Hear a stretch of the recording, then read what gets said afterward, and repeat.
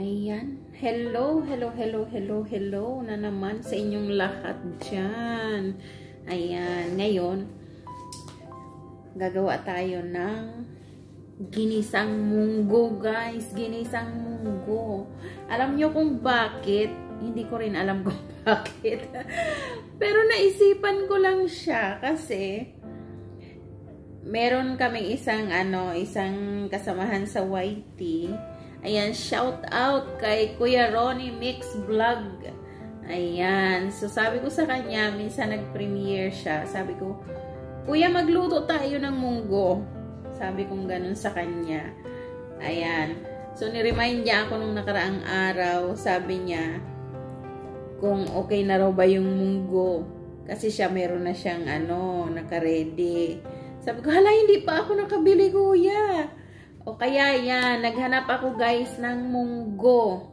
Ayan, pumunta kami ni Budot sa Philippine Product dito. Ayan, naghanap-hanap kami, naglakad kami guys para lang makahanap ng munggo. So ayan, ito ang ating lulutuin ngayong araw na ito guys. Mag-gisa tayo ng munggo. Ayan, kaso sayang lang kasi wala ako nung yung dried na shrimp. Ganon kasi ang nilalagay namin sa Bicol. Mas malasa yun, guys. So, wala akong nakuhang ganon. Kaya, ang ihahalo ko na lang sa kanya ay pork. So, ayan. Shout out sa'yo, Kuya Ronnie Mix Vlog. Ito na yung ating usapan. Yung aming, recipe ngayon ay munggo. So, ayan. Mag-start na tayo, guys. Bago yan, mag-intro muna tayo.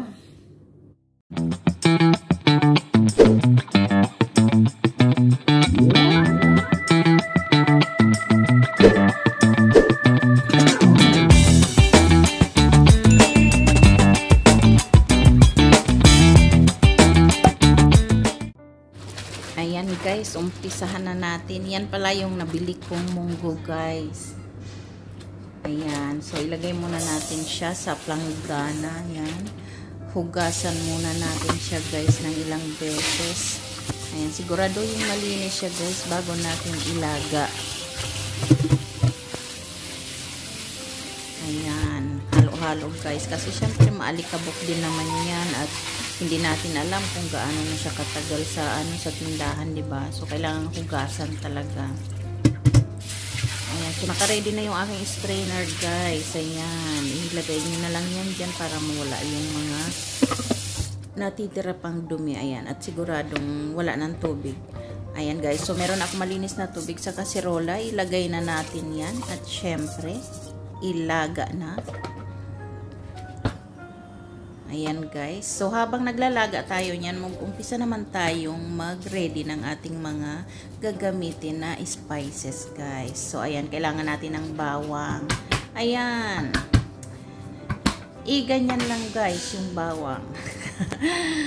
Siyempre tanggalin natin yung balat guys. Nasa sa inyo kung ayaw nyong tanggalin, pwede naman. Pero mas gusto kong tanggalin na lang yung balat at hiwa-hiwain siya ng maliliit guys. Ayan. So, hiwa-hiwa lang. Hiwa-hiwa tayo ng maliit, guys. Ayan. Kung gusto nyo po ng mas pino, pwede nyong i-grind. O kaya meron talagang ginagamit na para sa garlic. Ayan. Yung ipipress nyo lang siya. Ayan. So, yan ang napili ko, guys. Ganyan lang yung ginawa ko sa bawang. So, ayan. Isunod naman natin guys yung ating sibuyas. Meron pala ako dyan sa plato naka-ready cube. So ayan, hiwain naman natin guys yung sibuyas. Ayan, balatan muna natin syempre. Ayan, tanggalan ng balat. Tapos hiwa-hiwain lang yan guys. Nasa sa inyo kung anong klaseng hiwa ang gusto nyo guys. Ayan, pwede nyo naman siyang mas ipino pa ng konti. Yung pa-dice ang hiwa. Ayan, nasa sa inyo kung anong gusto nyo. Sa akin, ganyan lang. Okay na yan. Ayan, so ilagay natin yan sa plato. Tapos, isunod natin yung kamatis, guys. Ayan, fresh na kamatis yan, guys. Dahil hinarvest pa yan sa aming garden. Ayan. Kaso medyo, ano nga lang yung aming kamatis, medyo nagulat guys, kaya maputla ang kanyang kulay. Ayan. Pero organic po yan, kaya okay lang yan. Walang problema sa kulay guys. Ang importante, masarap ang lasa ng inyong lulutuin. Ayan. So, pagkahiwa-hiwa niyan guys, ilagay lang natin din dyan sa, sa plato. Ayan. Ayan guys, dahil wala akong nakuhang dahon ng ampalaya, yan na lang pong bunga ang ilalagay natin guys. So, isa lang ang ilalagay ko kasi malaki naman yan. Ayan, hiwain natin yan. At syempre, tanggalin natin yung mga buto sa loob guys. Ayan, medyo pahinog na yung kanyang mga buto. Kaya kailangan talaga nating tanggalin guys. Ayan, gumamit lang kayo ng kutsara para mas mabilis guys. So, ganyan lang po. Pagkatanggal natin, hiwa-hiwain na natin yan. Ayan, nasa sa inyo kung gusto nyo ng medyo marami yung ilagay na ampalaya guys. Kayo nang bahala dyan. So ayan, ganyan lang ang paghiwa ko guys, pa-slanting. Pwede nyo rin yan lagyan ng maliliit na bunga ng ampalaya guys. Ayan, so kayo na pong bahala kung ano ang gusto nyong ilagay. Ayan, mas gusto ko sana yung dahon kaso wala po akong nabili talaga. Naghanap kami pero wala talaga. So, yan ang available. Kaya yan ang ilalagay natin guys. Walang problema. So, ilagay na natin yan sa mangkok. Ayan. Ayan, punasan muna natin guys yung ating sangkalan. Ayan, saka natin ilagay yung ating isasahog na pork. Ayan, laman po yan. Wala siyang kasamang balat. Ayan, tinanggal din po nila yung mga taba-taba niya talaga. Ayan, so hiwa-hiwain lang natin siya ng maninipis. Ayan guys. Masarap sana kung meron akong nakuha ng dried shrimp talaga. Kasi yun talaga ang gusto kong isahog guys sa munggo. At yun ang nakasanayan namin sa Bicol. Gusto ko yung lasa niya sa munggo pag ginigisa. Pero dahil wala, ayan, dyan muna tayo sa pork. Ayan, so ubusin natin yan guys, hiwain. Ayan, so ingat lang sa paghihiwa guys ha. Nakita nyo yung aking kutsilyo, napakalaki niya guys at napakalapad. Ayan, ang ganda niyang ipanghiwa. Pero siguraduhin lang mag-ingat dahil hindi po natin maiwasan ang disgrasya guys. Ayan. So diba ang sarap magluto kapag yung mga ginagamit mo talaga namang walang kahirap-hirap ihiwa. Ayan guys. So, ilagay na natin yung mantika sa ating kawali guys. Umpisahan na nating maggisa. Ayan. So, ilagay muna natin yung pork. Ayan. Igisa-gisa muna natin yan guys.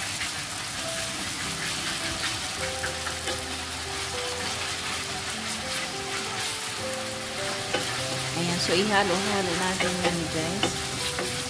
Ayan, para maluto din yung kabila. Ayan, so halo-halo lang, halo-halo. Ayan, tapos syempre ilagay na natin guys yung yung bawang.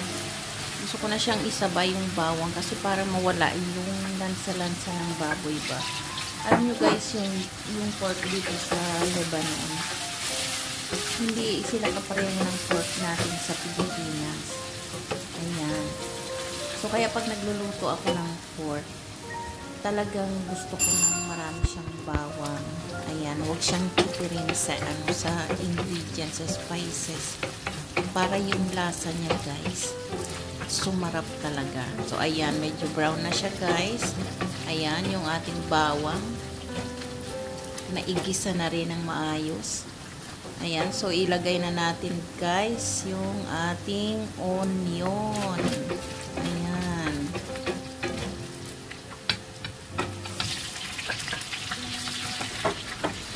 Ayan, so ihalo-halo yan guys. Ayan, pagsama-samahin na lahat yung karni at yung onion, yung bawang. Halo-haluin ng sabay-sabay guys.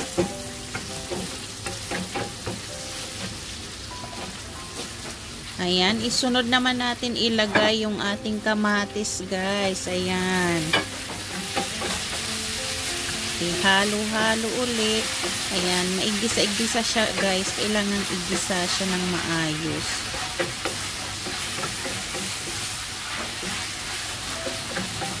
Ayan, so habang hinahalo natin yan, lagyan na natin guys ng ating pampalasa. Siyempre yung ating cubes.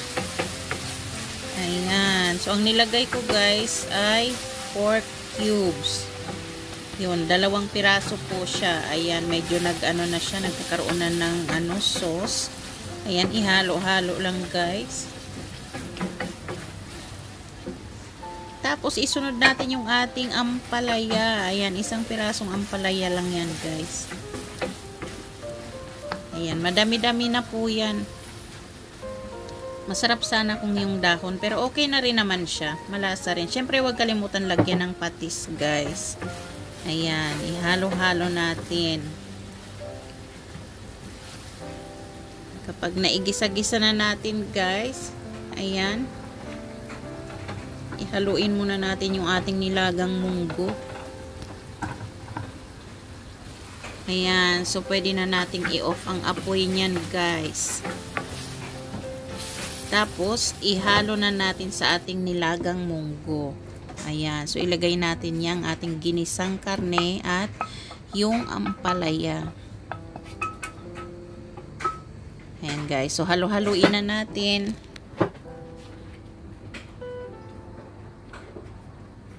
Ayan. Mas sahog siya guys. Marami ang kanyang sahog na pork. Ayan. So pakulukuloyin natin yan guys hanggang sa lumambot yung gulay. Ayan. Tapos syempre dagdagan natin ng patis. Depende sa inyong panlasa. Ayan. Kung natatabangan pa kayo, dagdagan nyo ng patis o ng asin. Nasa sa inyo po yan kung ano ang gusto nyong gamiting pang-alat. So, ayan, dahil alam nyo na mahilig kami sa maanghang, nilagyan ko na naman siya, guys, ng powder chili. Ayan, tansyado lang po yan, hindi yan super anghang. Medyo may konting, lang, kagat sa lalamunan. Ayan. Ayan, guys, so kulong-kulo na siya, guys. So, luto na. Ayan. So, ready na ang aming munggo. Ayan, Kuya Ronnie Mix Vlog. Ito na ang ating pinag-usapan. Nakapagluto na po ako ng ginisang munggo. Ayan, guys.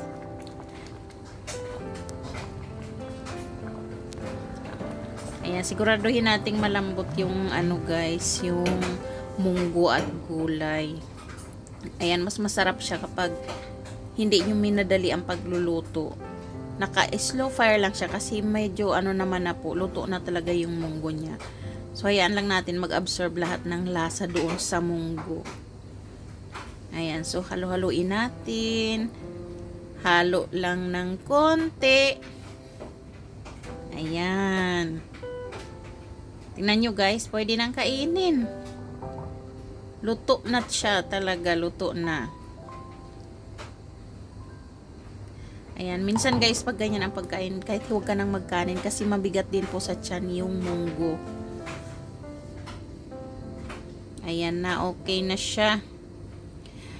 Kapag medyo lumamig nga po pala yan, yung sabaw niya ay kukunti. Ayan, medyo magdadry siya kasi kakainin siya ng munggo. So, ayan, mainit na mainit pa yan. Ayan, guys, maglagay na tayo sa ating mangkok. Ayan.